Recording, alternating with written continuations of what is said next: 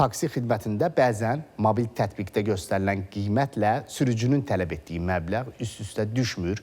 Belə bir iddia ilə ATV Xəbərin qaynar xəttinə müraciət daxil olub. Eyni zamanda bəzi sürücülərin ünvana çatmadan sistemdə çatdım qeydi etməsi də narazılıqlara səbəb olub. Taksi şirkətlərinin məsələyə münasibətini öyrənmişik. Ətraflı əməkdaşımız Nurlan Şiraliyev danışır. 4.90 eləndə 6-10 yazmışdı ümumi məbləğ. Bura çatdım endirmədə. Aysa sonra endirimi nəzərdə tutub axırda deməlisən də buna. Qaynar xəttimizə müraciət edən vətəndaş taksi xidmətlərindən istifadə zamanı müxtəlif problemlərlə üzləşdiyini deyir. Onun sözlərinə görə, mobil tətbiqdə sifariş zamanı göstərilən qiymətlə sürücünün tələb etdiyi məbləğ fərqli olub. Bu da sərnişinlə sürücü arasında narazılığa səbəb olub. Göstərmə endirmədin sizə. Sizə bura çatmışım endirmədə. Bilmiyorum, sən əvvəlcə 6-10 deyirsən ki onda. Çünki qabaqcamanda qiymət göstərir.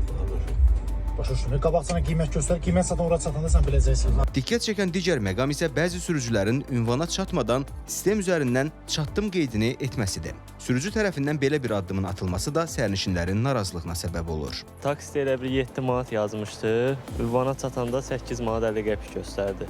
Özünə dedim belə yazmışdı, amma dedim mən də belə yazıbdı. Deyir ki, gəldim, çatdım. Mən deyirəm ki, düşürəm, indi.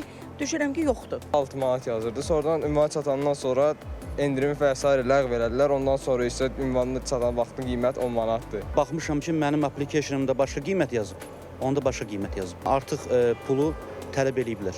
Sürücülərin bir qismi məbləğin fərqli göstərilməsini tıxacla əlaqələndirsə də, digərləri bunu şirkət tərəfindən yaranan texniki xətalarla izah edirlər. Çatdım və ya yerində qeydlərinin edilməsinə gəldikdə isə sürücülər bunu adətən sərnişinlərin ünvana gec gəlməsi ilə əlaqələndirirlər. Sərnişin çaspik vaxt olmayan vaxtı, tıxac olmayan vaxtı sifariş verir. Sərnişində yazır 3 manat 30 qəpik. Bir də görürsünüz ki, yollar bir anlıq bağlanır. Ondan sonra orada nə qədər maşın dayanırsa, o tıxacı nəzərə alıb əlavə, yəni ki, belə deyim, 3 yazır 5 manat ya 6 manat.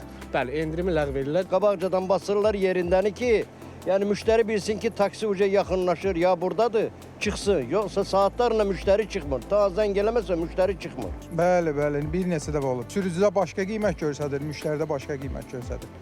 Onunla bağlı o problemlərlə yaşayırıq. Qabaqcadan çatdımı vurursan ki, müştəri çıxsın, heç olmasa yola 1 dəqiqə, 2 dəqiqə.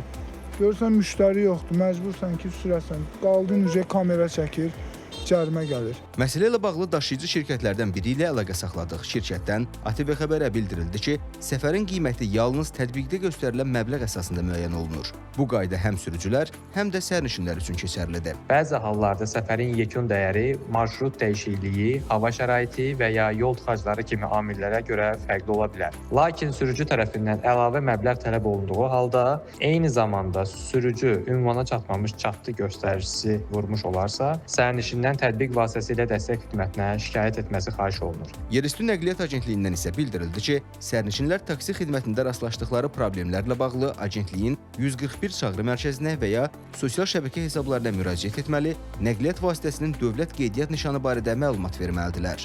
Belə ki, daxil olan müraciətlər araşdırılır və neqativ halların qarşısının alınması üçün tədbirlər görülür. Nurlan Şiraliyev, Qərib Cavadov, Əhməd Məmmədov, ATV Xəbər.